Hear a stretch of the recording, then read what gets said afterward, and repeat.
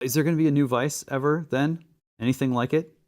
No, I was just talking about this earlier. Print is dead, but I think maybe print should be dead. Maybe the written word should die.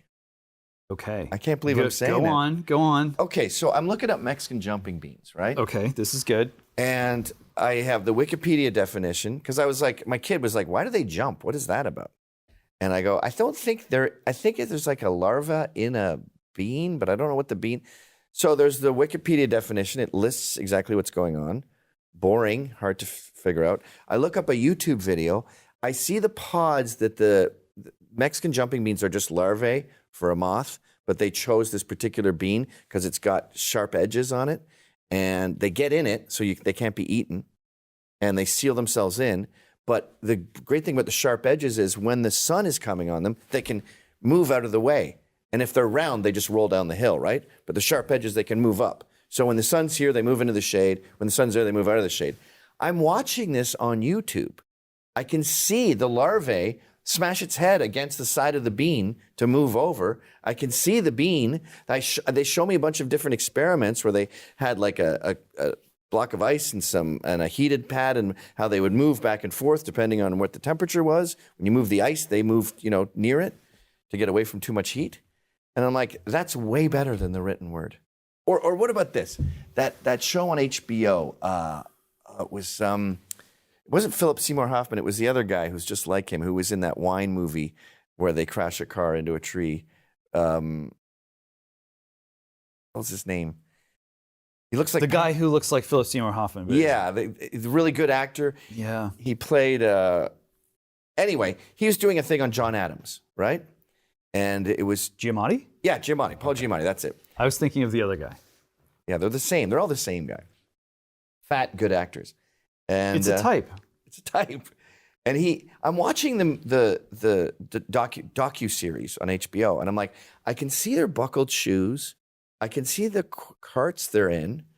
I can see what the women are wearing. I'm not using my imagination, really. But aren't I better off than reading this story? And they go, oh, no, it's good for your brain to use your imagination. I'd be imagining the wrong shoes. I just saw this on a movie, and now I have a much clearer perception of what it was like back then for John Adams. Yeah. So, Vice, print, dead, long live Mexican jumping bean YouTube videos. Exactly. Got it. I think the written word is dead. Well, I mean, it's definitely dying. I did a column for 15 years at Tacky Mag. I don't think more than 100 people, 200 people would read each article. I do a video on YouTube. It gets like tens of thousands of views. Maybe it's just going back to being the bespoke product for the smartest, wisest people in the world. Yeah, sitting in their monasteries. Yeah, I like them. Yeah, and I don't know. There's a meritocracy with YouTube. It's hard to argue with.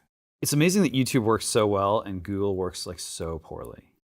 Yeah, something fishy's going on there. Something very strange. You look up like Jan 6, and after 3 pages, you've seen all the articles and they start repeating themselves.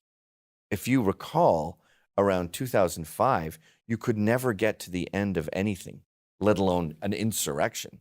Yeah. Well, that was like the whole gimmick. Like at the bottom, it was like Google. Yeah. And it had like all the page numbers. And you finish the mainstream things. Now do the blogs. Remember there was a separate blog Google? And you would look up a subject and it wouldn't be CNN. It would be what the blogs are saying.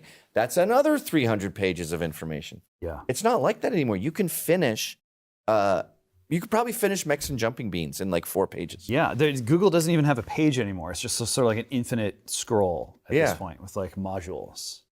They're breaking it all down. I don't like that. I don't like it either. It's fishy though. It is. This is the big question with everything that we're talking about is what percentage is incompetence and what percentage is some grand globalist scheme where they're using us like marionettes? And I'm constantly trying to figure that out. Yeah, well, that's the disorienting thing. Is like it's just the boundary between reality and fantasy, or between what's an op and what's not, is just so permeable. Yeah. Are you stupid or evil? Because you're ruining my country. Yeah. A friend of mine, Albanian by birth, left Albania, came to the US, got a job at Google. And he was like super excited because this was going to be like the apex of America. And he knew about America and he like watched the stuff and was familiar with the culture and came to the US and was excited to be in the US. And he gets to Google and he's like walking around and he's like, where are all the Americans? He's like, these people they don't act like Americans, they don't talk like Americans, they don't think like Americans, they don't do things other Americans do. Like, what planet is this? What country is this? And is that just cheap labor, or is that a big plan? Every time you read about Twitter or Google or some big tech catastrophe, they're always like, well, Rajiv Shandar is out at Twitter and he'll be replaced by Rajiv Ningodong. Like, there's not one normal name in any big tech story. Well, you got all the women of corporate America are still clinging to their normal names. Yeah, but remember the head of Twitter's information? She was on Joe Rogan a couple times. She's like Nadil Prakash or something. True. Yeah.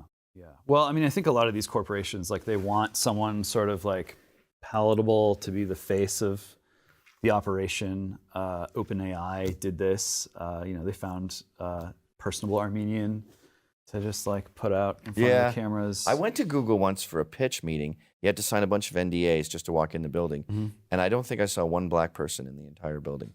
Yeah, well, they're That's probably why I have to sign NDAs. Yeah, that's right. Probably so. Busted. I want to talk about this. Like, I guess I just violated the NDA. It's done. It's over. Whoops. You've been served.